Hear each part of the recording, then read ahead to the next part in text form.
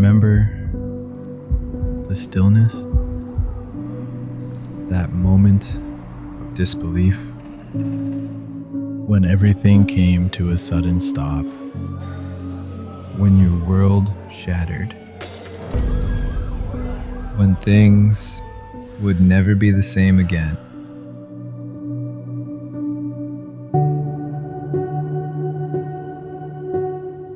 Some moments in life change everything.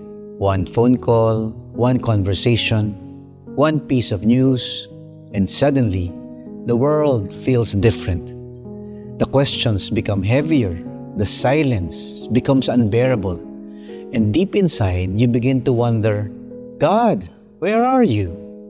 Minsan daw may mga pinagdadaanan tayo sa buhay natin na mabigat, mapait, masakit at matindi. Na para bagang tinatanong mo at umiiyak ka sa Diyos, Lord, mahal mo pa ba ako? Nasaan ka ba, Panginoon? The book of Habakkuk reminds us that faith is not denying the pain. Rather, faith is learning to trust God right in the midst of it. It is remembering that He is still there.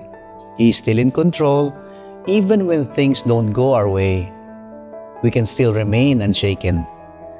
This is a time to be honest about your struggles, to seek God together, and to discover a faith that can remain steady even in difficult seasons.